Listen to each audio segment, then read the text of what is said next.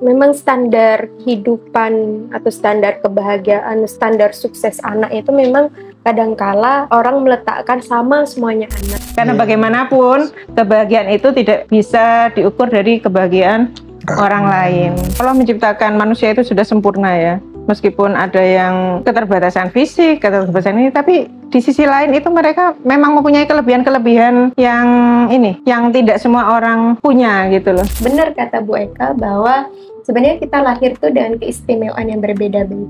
Dan keistimewaan itu hanya bisa kita lakukan ketika kita mencarinya. Betul. Saat kita sudah capai, tidur itu pencapaian yang paling indah sepertinya. Pencapaian paling tinggi. Paling tinggi. Bisa tidur nyenyak itu ya Allah.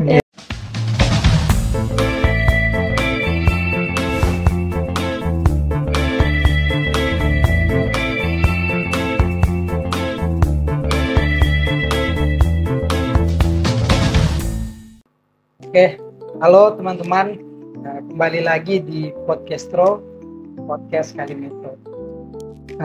Kali ini kita akan ngobrol santai dengan seorang tokoh yang sangat luar biasa. Ya, semoga nanti obrolan kita ini akan memberikan yang pertama pengetahuan kepada kita, dan kita juga mendapatkan semangat gitu, saluran semangat energi positif dari beliau. Kebetulan hari ini kita kedatangan tamu spesial, yaitu Bu Eka Purnama Mustikaning Tias.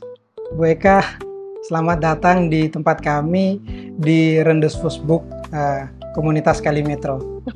Jadi semoga nanti ini bukan pertama dan terakhir, tapi akan sering-sering ke sini. Ya.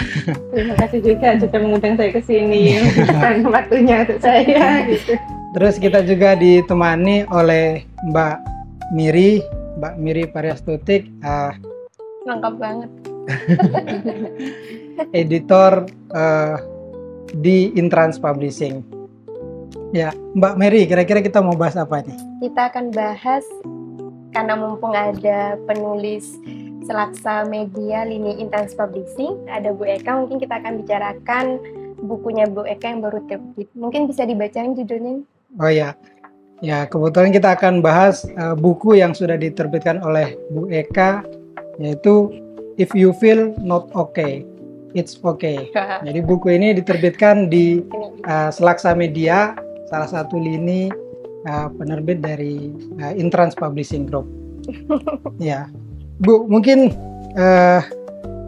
bisa diceritakan nih Bu, ya kira-kira kenapa sih atau latar belakang kenapa kok Ibu menulis buku ini? Kira-kira?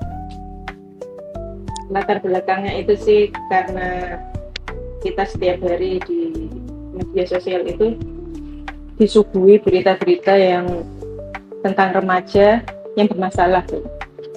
Mulai dari penyalahgunaan narkoba, terus akhlak mereka juga begitu. Sekarang kan sepertinya kayak benar-benar masa kritis ya di negeri ini gitu loh, masalah remaja ini.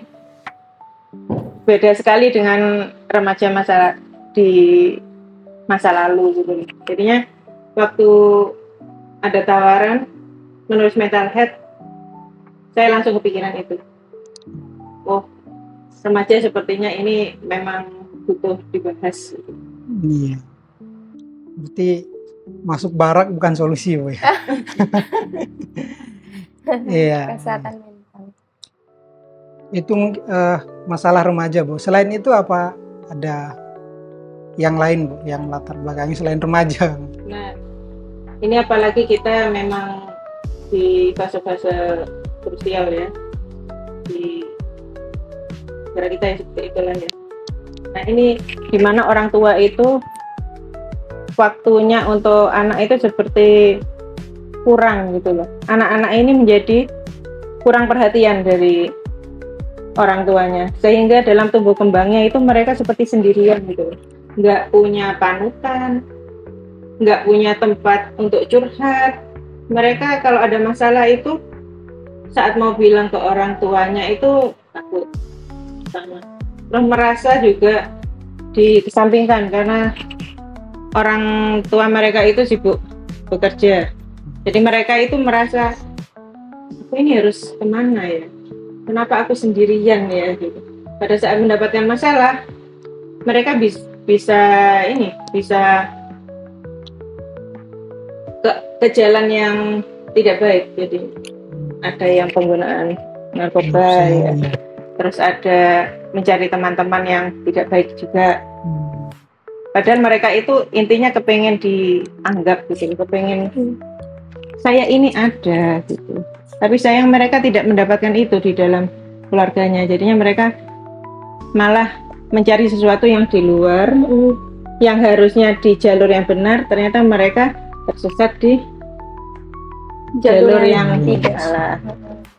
Berarti memang kalau bisa disimpulkan ya Bu, kalau pola asuh itu juga menentukan masa depan si anak gitu ya. Karena mungkin untuk perkembangan anak usia golden age gitu ya, mungkin itu memang butuh perkembangan emosi gitu ya, Bu. Karena perkembangan emosi itu, maka seorang anak itu memang butuh kasih sayang dari orang tuanya agar tidak ketika besarnya memilih jalan-jalan yang tidak benar. Terus di buku ini juga saya bikin bahasanya itu ngepop gitu ya, enak untuk dicerna oleh siapa saja, remaja iya, anak-anak SMA juga iya, bahkan orang tuanya juga bisa gitu loh. Jadi satu buku ini saya rasa itu bisa menggandeng seluruh anggota keluarga dalam membaca itu. Oh, begini ya seharusnya seorang anak dalam keluarga itu mendapatkan hal yang nyaman gitu, mendapatkan kenyamanan dalam keluarga gitu. Ya. Berarti ya pola asuh Bu ya termasuk itu penting. Buku ini saya sempat baca Bu, ya memang tadi yang sudah habis enggak? Oh selesai Mbak.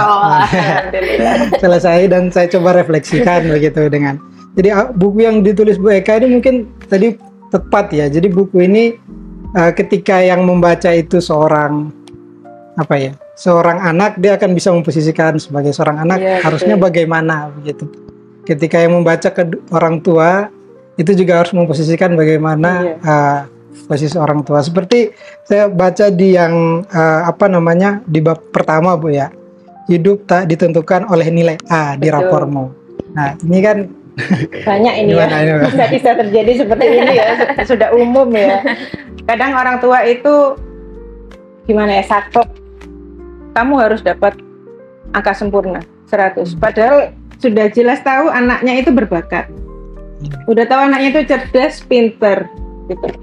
Tapi saat anak-anak mendapatkan nilai 99, itu orang tua masih merasa kurang, dianggap nilai itu belum sempurna, padahal itu kan sudah bagus sekali kan, angka seperti itu kan. Nah padahal saat anak sudah mendapatkan prestasi yang bagus sama orang tua tidak dihargai, anak down dong jadinya. Apa-apa nanti mau cerita ke orang tuanya juga takut, tertekan, anaknya malah bisa jadi depresi juga kan. Dan itu kan banyak terjadi seperti itu. Memang standar kehidupan atau standar kebahagiaan, standar sukses anak itu memang kadangkala orang meletakkan sama semuanya anak. Betul. Gitu dengan nilai akademik yang bagus, kamu harus A. Dia nggak melihat perkembangan yang sebenarnya bakat anak ada loh selain nilai A. Betul. Gitu ya.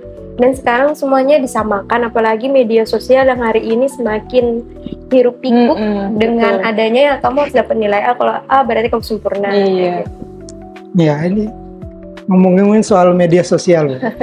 Nah, di sini kan juga ada Bu, di buku ini ya. Di buku ini kan buku ini kan ya teman-teman, buku ini tuh sangat dekat sekali dengan kita. Berarti harus beli. Oh ya, harus Mbak, itu hukumnya wajib fardu ain. Hukumnya belinya untuk pembelian ya di Intrans Publishing Store. Jadi kayak di bab berapa Bu? Ini bab keempat gitu. Hidupmu untuk menyenangkan dirimu bukan orang lain. Ini kan fenomena media sosial juga gitu. Itu ketika Ibu mencoba menuliskan itu ya, itu seperti apa Bu? Maksudnya dalam gambaran Ibu hidup untuk menyenangkan atau yang apa ya? Jadi ukuran kepercayaan diri itu masih mengacu pada orang lain begitu, bukan terhadap diri sendiri. Ini ya, banyak anak itu yang begini, merasa sungkan gitu sama orang. Oke, aku harus menyenangkan orang lain, padahal dia sendiri juga harus bahagia kan atas hidupnya gitu loh. Kalau orang lain bilang gini, dia oke, padahal dia tidak mendapatkan kebahagiaan di situ. Makanya di buku ini saya ingin setiap anak, setiap remaja itu tahu potensi dirinya itu di mana. Dia bisa menolak ajakan orang lain yang tidak dia perlukan sebenarnya gitu. Terus dia bisa mengembangkan potensinya sendiri, dia percaya diri dengan kemampuannya, itu akan jauh lebih baik untuk hidupnya. Jadi dia harus menyenangkan dirinya sendiri sebelum menyenangkan orang lain gitu, bukan malah sebaliknya gitu loh.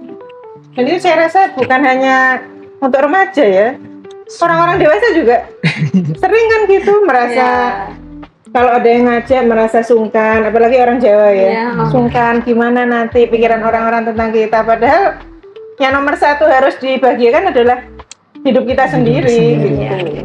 Bu, mohon maaf, ini Niki agak. Oh iya, terima kasih.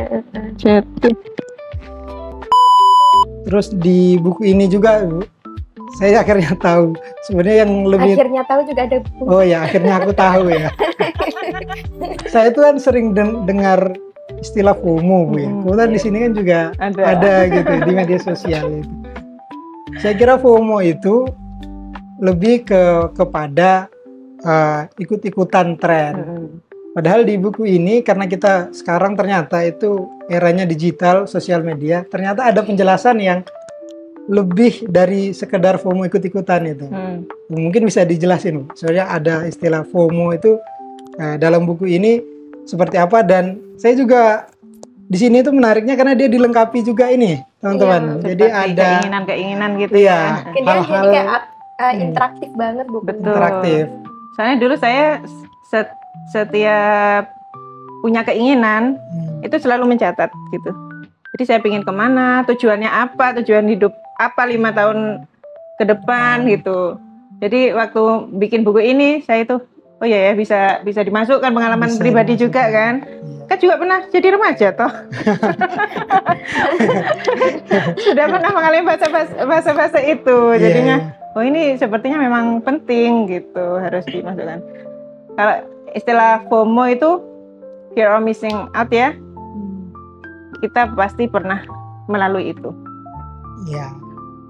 Bangun tidur, yang pertama kali dengar adzan kita buka mata, apa yang kita lakukan?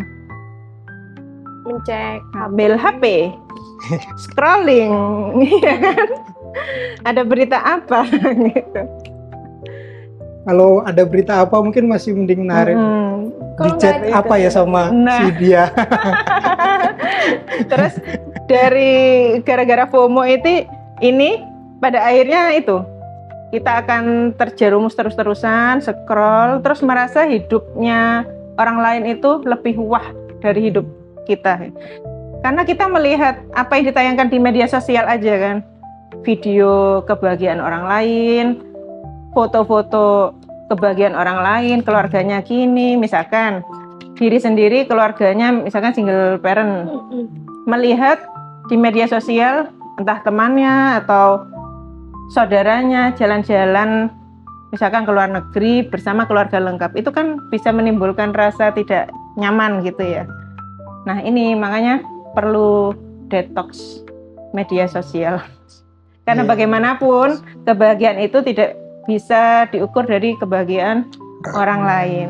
Selamanya nggak akan pernah sama. Berarti kayak media itu jadi standar hidup orang. Betul. Gitu. Masa saat ini tuh gitu. Jadinya bikin iri, bikin ini. Nah, menarik detox itu, Bu. Ya. Bisa bikin detox media. Detox media sosial untuk mengurangi. Di buku? Di buku ada. Di buku ada. Jadi quotes-nya adalah kebahagiaan kita itu nggak bisa ditentukan dari melihat kebahagiaan orang lain. Iya, betul. diri kita lah yang menentukan Betul. seperti apa kebahagiaan kita. Makanya it's okay if you're not okay. Ya, oke. Pada saat kehidupan kita gini, ya sudah, itu biasa. Setiap orang pasti mengalami hal yang serupa gitu loh. Kita tidak sendirian gitu. Iya. Memang layak untuk dibaca Iya. bukunya. Betul. Ini kan buku ini juga memandu kita untuk melihat apakah kita itu menjadi seorang yang pecandu media sosial. Karena dilengkapi dengan pertanyaan-pertanyaan.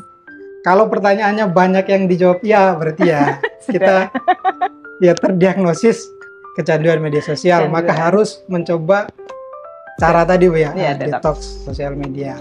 Dengan cara apa? Ya dengan cara mengisi juga ada panduannya untuk menata aktivitas sehari-hari gitu. Dan saya kira bukunya Bu Eka ini juga salah satu buku yang sangat activity book ya. Dan kami masih baru satu punya di Slaksa Media Lini Intrans Publishing kayak gitu. Selain bukunya Bu Magda, kalau bukunya Bu Magda itu kan buku anak. Kalau Bu ini untuk remaja. Remaja. Ya. Ibu-ibu juga bisa loh. Jadi ibu-ibu Orang juga tua Mungkin nanti ada juga panduan untuk dewasa. jadi dewasa.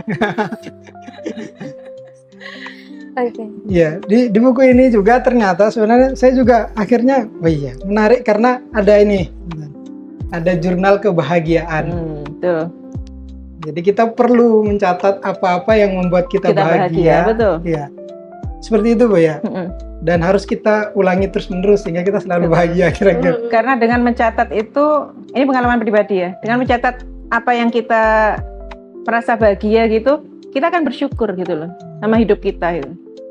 Misalkan kita memiliki 10 keinginan gitu ya, berdoa 10 keinginan.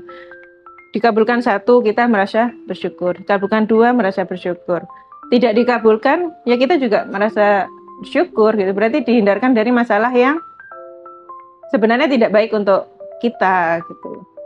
Jadi dengan mencatat itu kita akan ingat ya bahwa rasa syukur itu yang paling penting gitu. Benar-benar. Iya. Karena di sini tuh saya jadi detail gitu ya Bu. Jadi prioritas dalam hidup gitu kan, karena memang mungkin belajar yang menentukan prioritas ya, karena tidak semua harus dikerjakan Bu ya. Terus ya ibadah rutin. Ya buat yang ibadahnya nggak rutin atau bisa memulai. Orang Jawa itu kan semuanya dianggap prioritas kadang. Jadi doa. Terus yang menarik itu ini, ingin healing kemana bersama siapa. Nah betul. Sampai ada serinci itu teman-teman. Jadi tempat-tempat yang harus dikunjungi itu betul. Dilis. Jangan tiba-tiba. Terus kebaikan yang sudah dilakukan itu untuk ini ya apa? Untuk semangat pribadi. Semangat itu. pribadi. Untuk melakukan sesuatu yang lebih baik.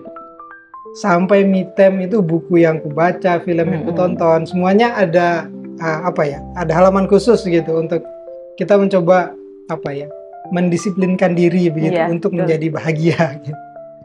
Itu menarik.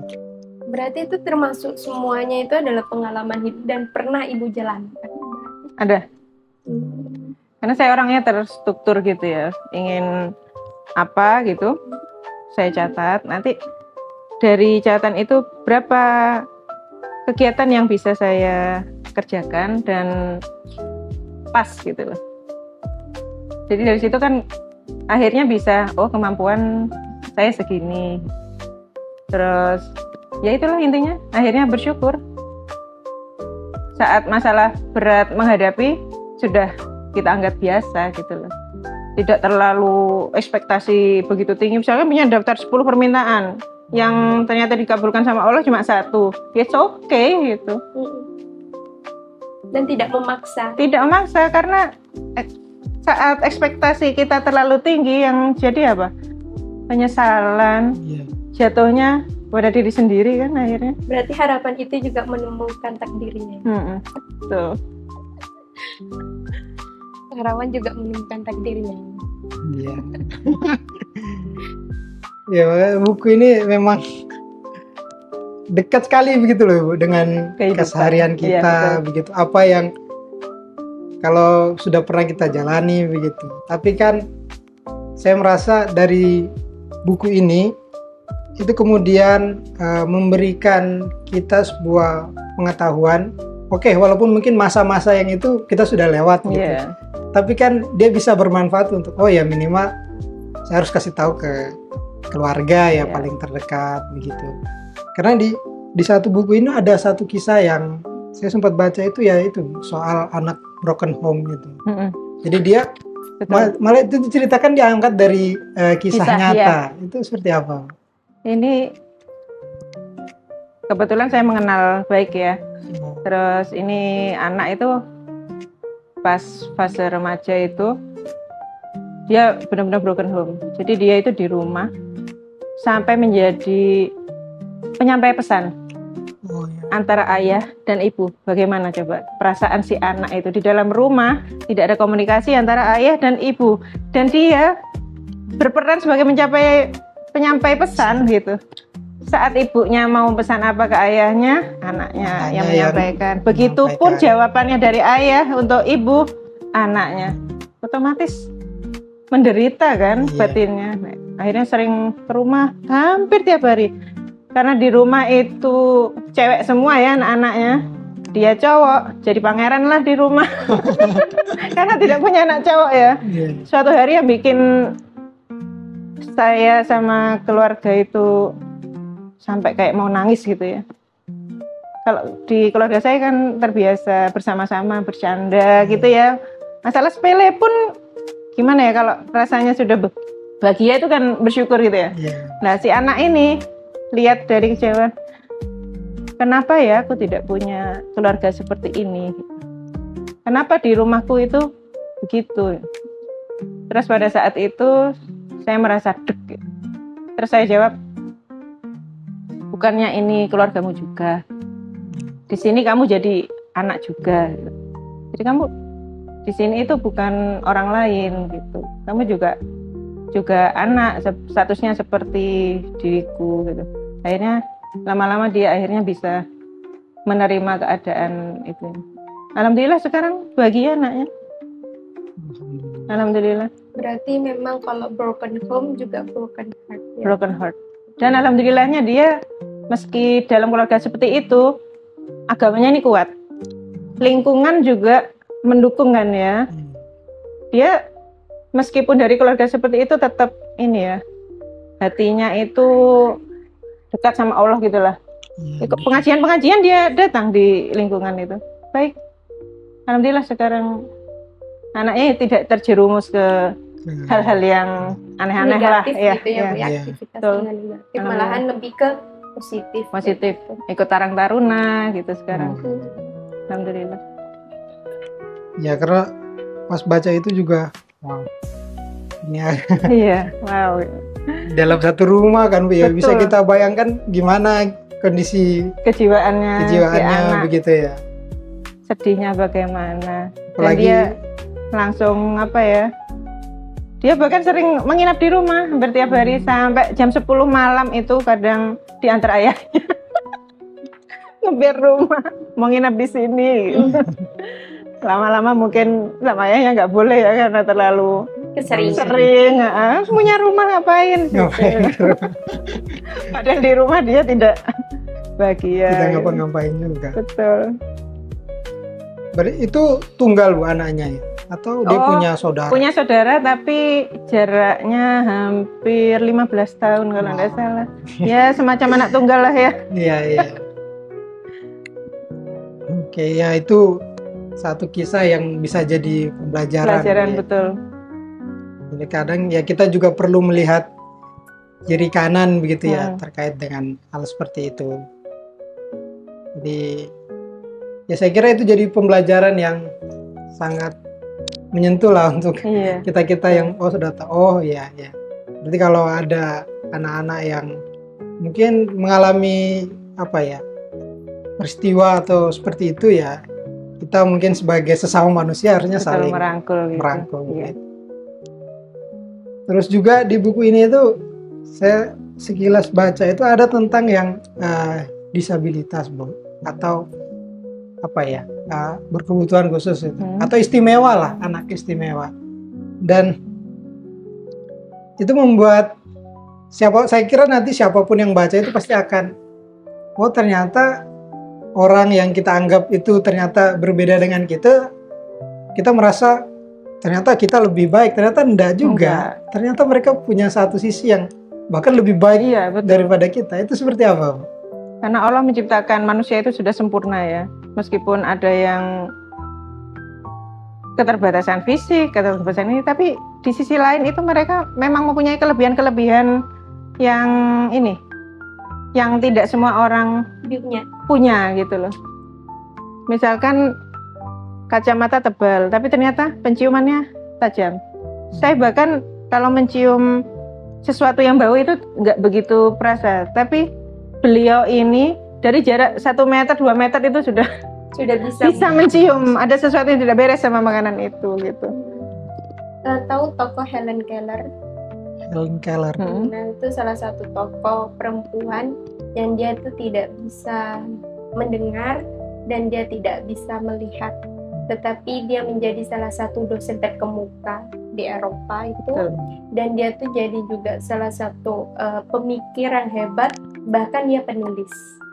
Dengan keterbatasannya dia melihat dan mendengar. Apa yang dia lakukan untuk membaca banyak teks, dia menggunakan rasa, sentuhan, sehingga banyak lahir tulisan-tulisan beliau.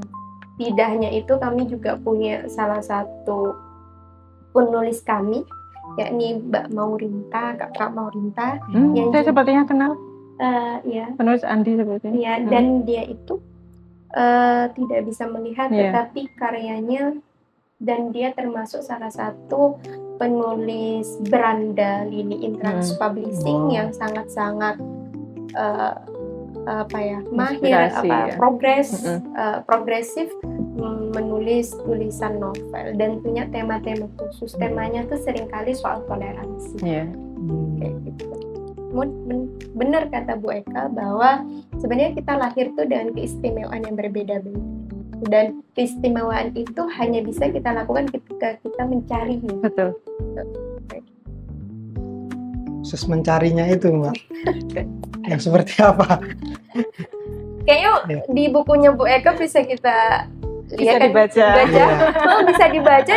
Ya, awal untuk melihat semuanya itu adalah kita cinta dengan diri kita sendiri. Kayak gitu sih. Yakin kita itu diciptakan dengan sempurna gitu. Iya. Dan salah satunya untuk dapat, saya kira ini, Bu, mencintai diri sendiri itu ya mengurangi media sosial itu. Betul. Tidur itu salah satu bentuk mencintai diri sendiri loh. Di tempat sepi, karena kadang 24 jam dengan pekerjaan rutinitas yang sangat begitu itu melelahkan, dan hanya itu terus membosankan. Akhirnya kan butuh ruang untuk diri sendiri. Jadi saat kita sudah capai, tidur itu pencapaian yang paling indah sepertinya. Pencapaian paling tinggi. Bisa tidur nyenyak itu ya Allah. Iya, benar. Orang kalau ditanya itu, ya Min, ada yang tanya tuh, apa kesuksesan, apa kebahagiaanmu setiap hari? Aku ingin pulang bekerja cepat-cepat dan ingin tidur. Itu kebahagiaannya dia untuk setiap hari menemukan kebahagiaan. Mungkin bagi orang tidur itu, bagi orang hal yang biasa. Tapi untuk orang yang bekerja dengan waktu yang sangat padat, dengan tingkat stres yang tinggi, tidur itu sebagai mukjizat itu. Bener deh. Bener deh. Padahal hanya masalah tidur itu. Masalah tidur. Yang dianggap orang biasa dan sepele, ternyata bagi orang yang lain itu satu kemewahan. Betul. Ya, jadi karena ngomongin tidur kan, aku jadi ingat masalah-masalah yang umum terjadi di generasi sekarang, insomnia, Bu. Oh iya.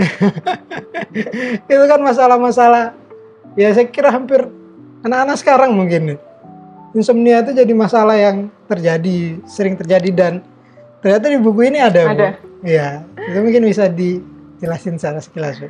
insomnia. Sekarang itu kan ini ya, sosmed barang, Iya. sosmed apa-apa sosmed, dan itu setiap orang itu merasa oh 1 jam, oke lah 1 jam, 2 jam, ternyata sampai tengah malam dan matanya itu sudah panas, tetapi masih berusaha meyakinkan dirinya bahwa masih kuat membaca sosmed itu.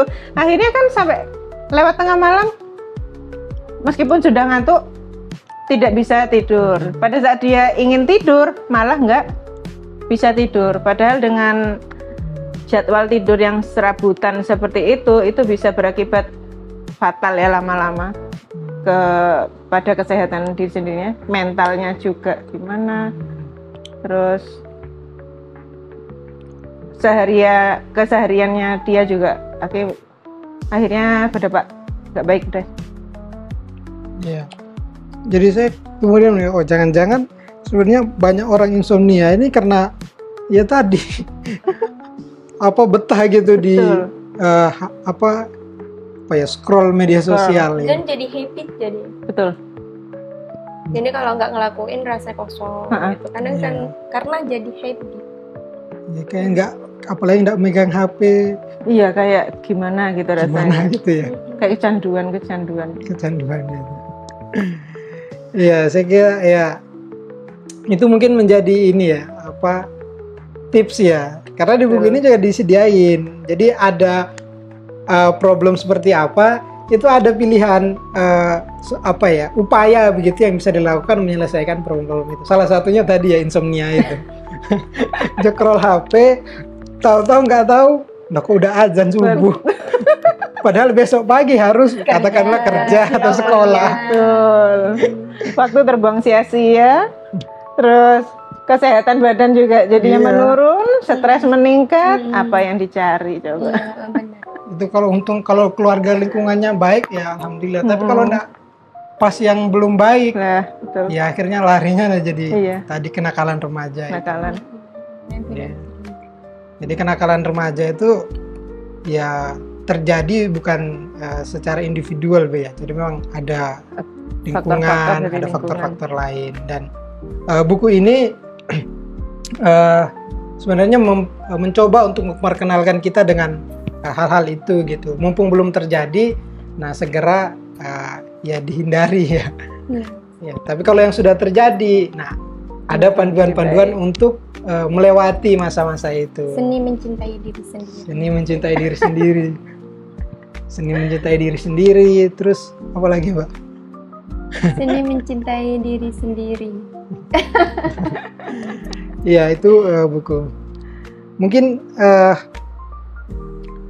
karena Bu Eka ini kan adalah seorang penulis, ya.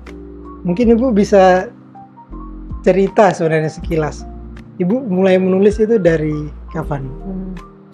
Sebenarnya sejak bangku sekolah, SMP SMA itu saya suka menulis, cuma ya nulis cerpen, novel, ditulis tangan di buku tulis itu, yang tebal itu. Nah itu. Terus waktu kuliah itu mulailah mengetik novel, di print, di fotokopi, dijual ke teman-teman satu kelas, laku. Pada saat itu tahun berapa ya? Tahun 2002 ke atas lah. Nah itu cobalah kirim ke salah satu penerbit mayor. Zaman dulu sosmed kan belum itu ya, harus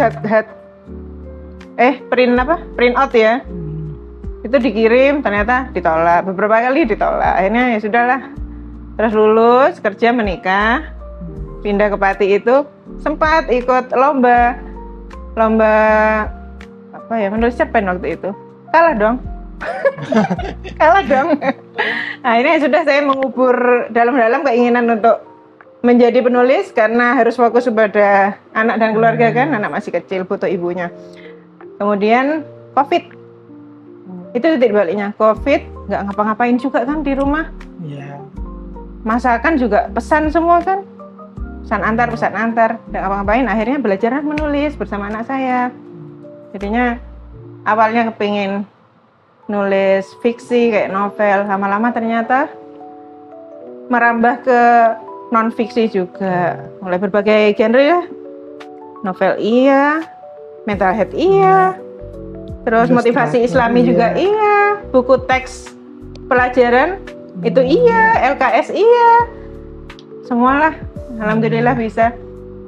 Ya dari situ saya berpikir gini, setiap orang itu ada waktunya sendiri gitu. Saya tidak bisa menulis di waktu yang lalu, nggak apa-apa. Toh memang waktu itu umur saya 36 tahun. Baru menerbitkan buku pertama. Jadi saya terbayang dari ibu rumah tangga menjadi ibu Full time nulis sekarang. Alhamdulillah. keren. Ya, Bu Eka menghasilkan karya di usia 36. 36. Jadi yang masih di bawah 36 jangan merasa terlambat lah It's kira-kira okay. seperti itu. Setiap orang pasti ada timingnya sendiri timingnya gitu. sendiri. Gitu. Memang rumput tetangga selalu terlihat lebih hijau. Nggak apa. Tapi ada kalanya kita juga harus menganggap hidup kita itu lebih berwarna. Gitu. Merah kuning hijau di langit yang biru. Iya. Ini Iya. apa? Ibu tumbuh bersama anak ya, Bu. Iya. Maksudnya tumbuhnya dan energinya ibu kan tadi bilang kalau saya baru 2022 kembali belajar bersama dengan anak untuk menulis. Artinya itu kan tumbuh bersama anak. Iya, gitu. betul. Keren ya. Mungkin itu ya Bu ya, sekilas apa ya ngobrol santai kita ya. Iya. Semoga apa yang kita bicarakan ini itu memberikan manfaat lah, terutama ya terhadap kalau saya diri sendiri begitu, terus kepada teman-teman podcaster sekalian begitu. Jadi teman-teman jangan lupa untuk ya pastinya miliki bukunya Bu Eka ya. If you feel not okay, it's okay. Ya. Jadi Bu Eka, nah bukunya bisa didapatkan melalui online store ya, internet publishing store, atau bisa langsung datang ke Rendezvous Kalimetro. Oh, di Togamas juga ada Bu ya? Ada dong. Oh, ya. Ada dong. Juga bisa didapatkan di Togamas seluruh Indonesia. Ya, seluruh Indonesia ya. Karena kita membayangkan generasi kedepannya itu harus generasi yang suka literasi. Betul. Ya, terima kasih Bu Eka, Sama-sama. Mbak Miri, terima kasih. Ya. Jadi kita ketemu lagi di serial Podcastro selanjutnya. Sampai jumpa teman-teman. Jumpa. Salam literasi. Salam literasi. Nih, jangan lupa buku.